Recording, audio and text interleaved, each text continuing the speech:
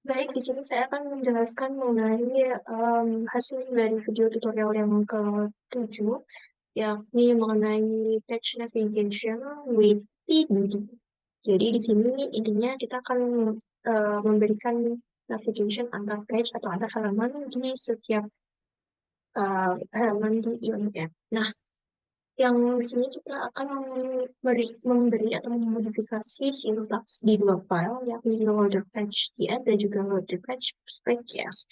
Jika belum ada file ini, kita bisa membuat file tersebut atau kita perlu membuat folder melalui terminal di VS Code dengan menambahkan komen seperti kita membuat folder sebelumnya, yakni unique g page pages/folder seperti itu. Jadi di enter maka nanti akan menghasilkan folder folder beserta file-filenya. Nah, sebelum kita menambahkan sintaks di kedua file tersebut, kita harus paham atau minimal seminimal mungkin mengetahui rules atau navigation dari setiap page gitu ya, dari Ion kita melalui app Coding Modules. Di sini ada beberapa rules-nya, ada dari foldernya, login, register, home, dan lain sebagainya sesuai dengan folder yang kita buat di Explorer di sini. Gitu. Nah, setelah kita paham ini seperti apa, intinya kita bisa langsung menambahkan sintaks di file loaderpage.ts dan juga loaderpage.ts. Nah, di sini eh, di sini saya akan menambahkan sintaks di file loaderpage.ts. Nah, di file tersebut itu ada imports di mana di situ ada beberapa imports dari component feature like assign, testbed, tick, whisper assign, loader page, yang modul, upper activity mode, dan juga router. Di mana untuk import di baris yang pertama itu merupakan modul yang berfungsi untuk menyiapkan dan juga menjalankan pengujian unit pada komponen Angular di Ionic Framework gitu. Kemudian untuk modul yang kedua yakni loader page itu nanti berfungsi untuk komponen yang akan diuji.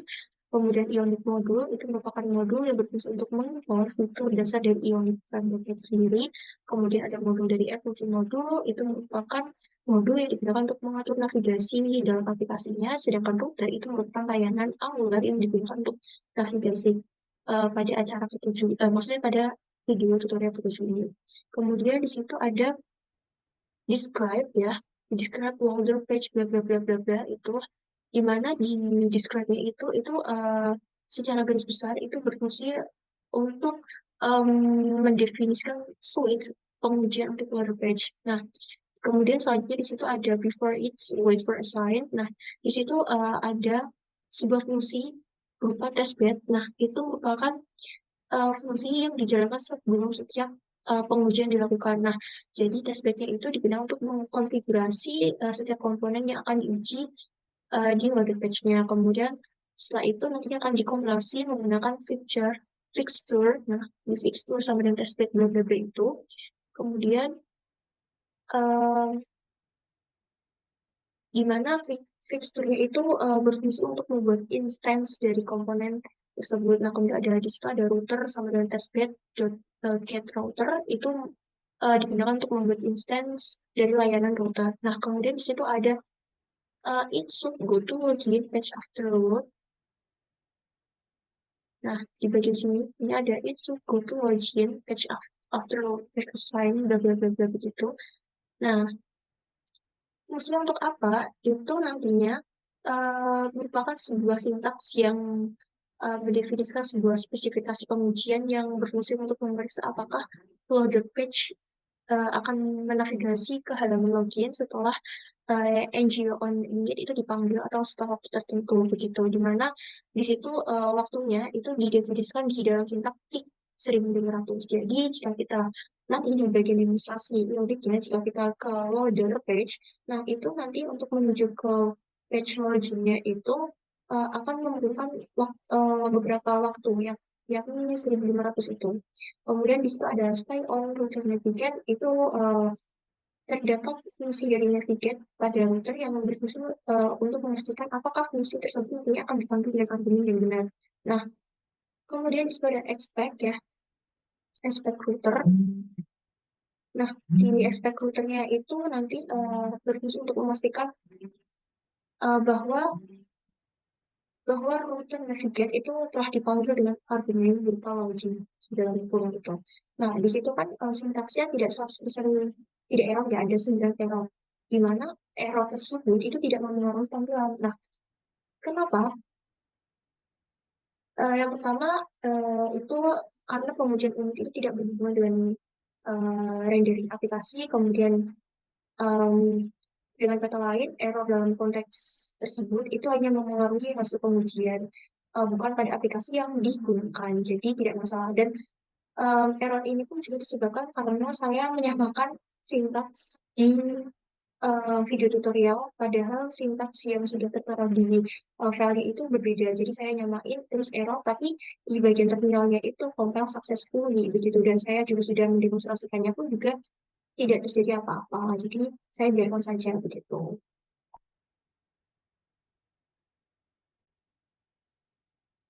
Selanjutnya, kita akan mengatur untuk bagian login page, di mana di sini kita menggunakan dua file yang akan kita modifikasi atau kita kembangkan dengan sintaks di TypeScript-nya, yakni yang pertama ada login page TS dan juga login page specs TS.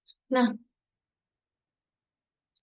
untuk login page TS itu terdapat beberapa modul yang perlu diimport, yakni ada komponen dan unit yang diimport dari Angular Core itu untuk mendeklarasikan komponen dan lifestyle hook dari AG on unit itu sendiri. Kemudian ada modul router ya untuk navigasi antar halaman, kemudian ada form builder dan juga form group untuk membangun atau mengelola form di Angularnya. Kemudian ada login page form itu yang diimport dari Kaloka berupa login page form yang merupakan kelas atau utilitas yang membangun form.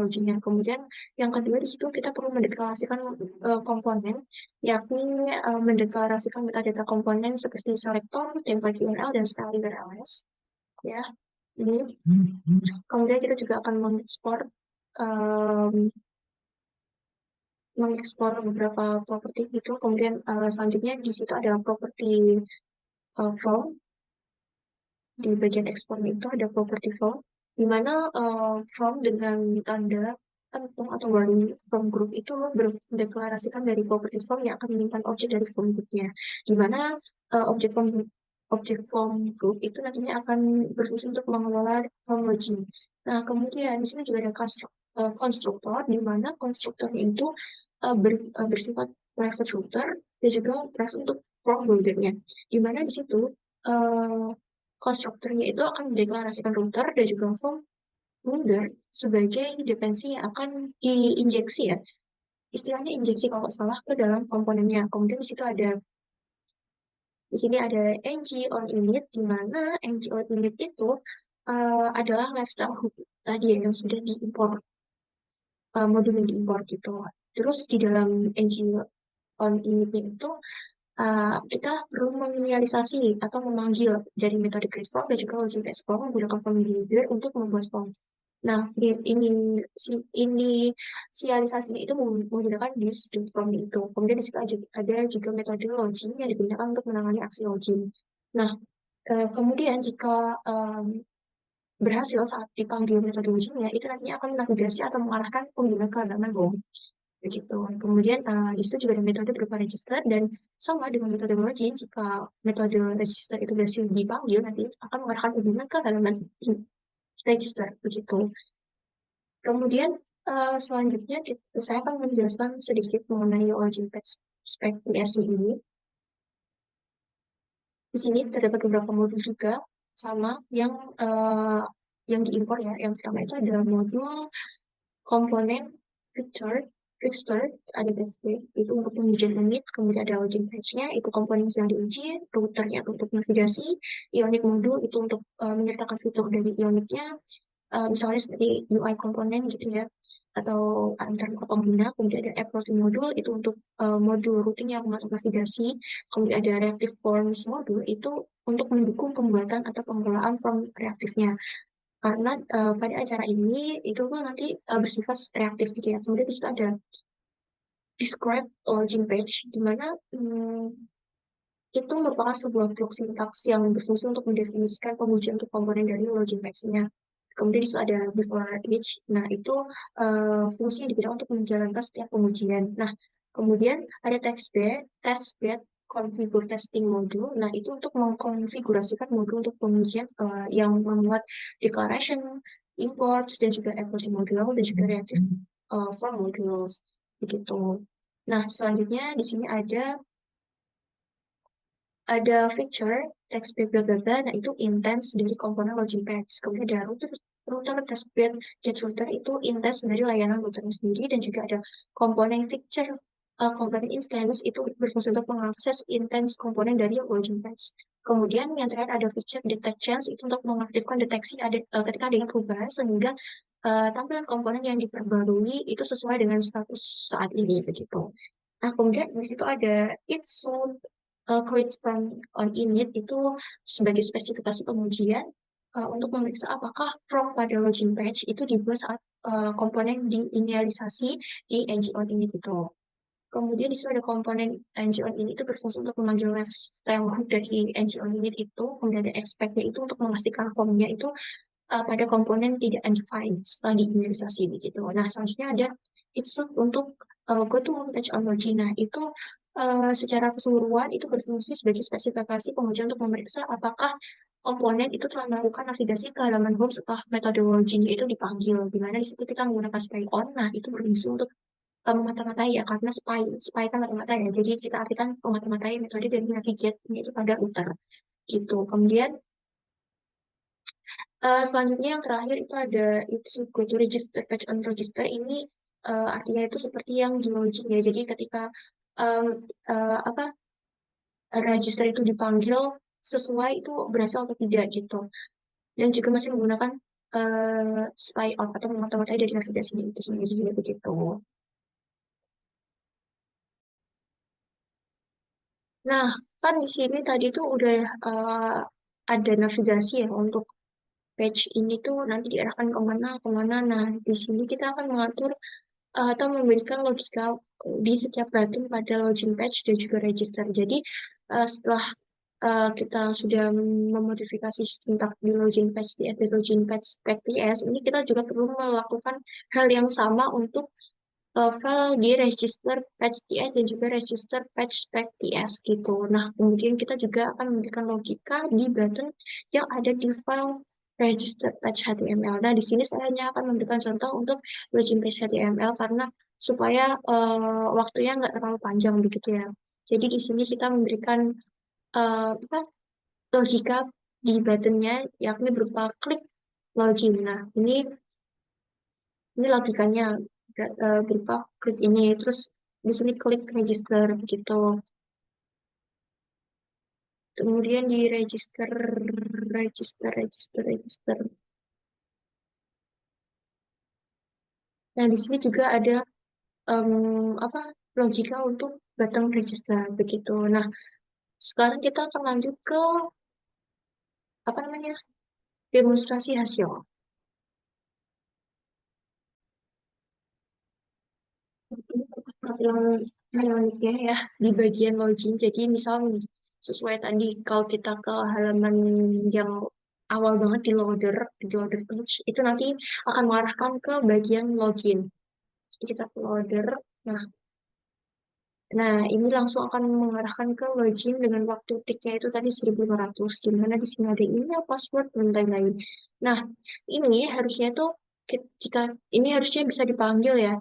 Tapi karena saya sudah selesai ya, sudah selesai sampai tutorial ke-9, jadi em, apa untuk button login dan juga registernya ini sudah di disable ya. Mana ya? Sudah di disable jadinya tidak bisa diklik. Ini login. Nah, ini sudah di disable. Jadi saya nggak bisa mendemonstrasikan eh, kliknya, tapi itu tadi sesuai dari sintaknya ini ada metode apa logika untuk setiap buttonnya. Jadi bisa diklik gitu. Baik, cukup sekian untuk tutorial yang ke-7. Kurang lebih saya mohon maaf. Terima kasih.